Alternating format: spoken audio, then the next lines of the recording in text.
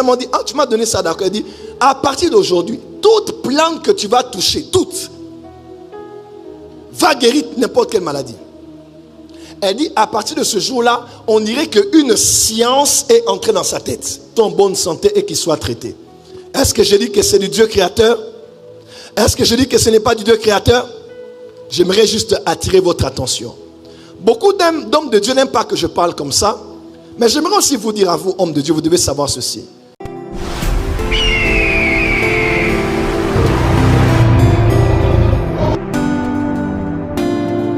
Qui a donné? Quand j'étais enfant, je disais, tout ce qui est là, esprit familier, c'est d'abord diabolique. C'est bien aussi de faire ça au début pour protéger les gens. Mais quand on grandit, on comprend que non. On a attribué beaucoup de choses qui se passaient dans nos villages à Satan. Et pourtant, c'est le Dieu créateur qui avait donné ça aux êtres humains. C'est le Dieu créateur qui a donné ça aux hommes. Je vous donne un petit témoignage. Mais je ne dis pas que c'est un don de Dieu. Ok? Juste pour attirer votre attention. Je rencontre un pasteur, je clôture ici. Je rencontre un pasteur. On parle avec lui. Et il me dit, mon frère, j'avais l'hernie, parce qu'il est né Congo. Il dit, j'avais l'hernie discale, donc hernie. Ça me faisait, docteur Gloire, je pense que je l'ai raconté. Il a dit, j'avais le problème de l'hernie comme pas possible. C'est un apôtre, il sert Dieu. Il a dit, hernie comme pas possible. Il dit, prophète, il dit, c'est terrible. Pas si mon codon, même pour servir Dieu, c'est difficile.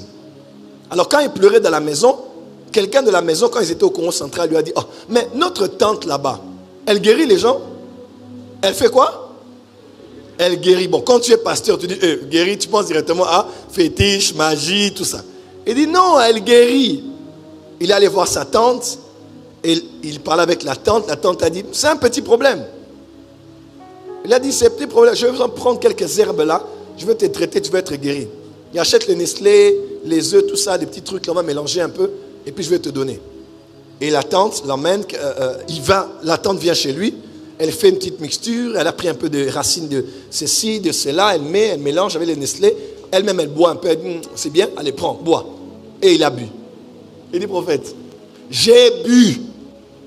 Quand j'ai bu là, j'ai dit, oh, j'ai bu, d'accord. Elle dit, c'est fini. Il a dit, c'est fini. C'est fini. Elle dit, oh, tu n'as rien. Il dit, rien. Parce qu'elle a même peur. Il dit, ah, elle va me faire manger, faire des pratiques bizarres. Elle prend sa boîte. Elle sait la goûter. Il dit, prophète, c'est après 2 mois que j'ai réalisé.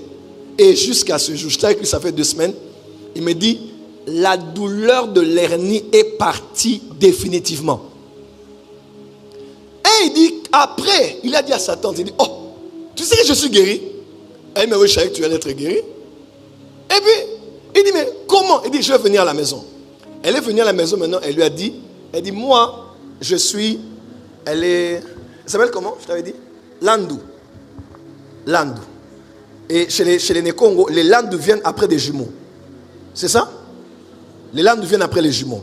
Alors, quand la grand-mère voulait mourir, la grand-mère a regardé la famille, elle a dit, ah, je dois donner quelque chose, mais je dois donner à celle qui vient après les jumeaux. Et elle appelle Landou, elle dit, toi viens, tu es encore petite, viens. Je vais te donner quelque chose, mais trouve-moi une offrande. Dis à ton voisin, il n'y a rien de gratuit. Change ton voisin, dis, il n'y a rien de gratuit.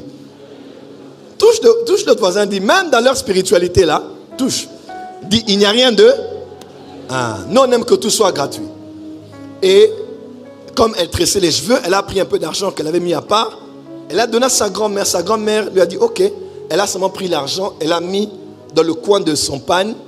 Et elle a dit, à partir d'aujourd'hui, l'ikasagnoso, donc, toute feuille que tu vas toucher sera un remède pour guérir n'importe quelle maladie. Pas de cérémonie, pas rien. Elle a seulement dit, ah, tu m'as donné ça, d'accord. Elle dit, à partir d'aujourd'hui, toute plante que tu vas toucher, toute, va guérir n'importe quelle maladie. Elle dit, à partir de ce jour-là, on dirait qu'une science est entrée dans sa tête. Quand elle entre dans un jardin, dans un potager ou dans une forêt, quand elle voit les plantes, elle a comme un savoir que les racines des maniocs plus ça peut enlever la typhoïde. En tout cas, toutes les maladies. Et sa grand-mère lui a dit, Dieu qui a créé les êtres humains n'a pas créé les humains pour qu'ils souffrent. N'a pas créé les humains pour qu'ils aient des maladies. Et nous avons reçu ça pour qu'ils soient en bonne santé et qu'ils soient traités. Est-ce que je dis que c'est du Dieu créateur? Est-ce que je dis que ce n'est pas du Dieu créateur? J'aimerais juste attirer votre attention. Beaucoup d'hommes de Dieu n'aiment pas que je parle comme ça. Mais j'aimerais aussi vous dire à vous, hommes de Dieu, vous devez savoir ceci. Les gens qui viennent dans nos églises ne sont pas des bébés. Ils ont des familles, ils voyagent, ils sont sur le net, ils parlent avec des gens.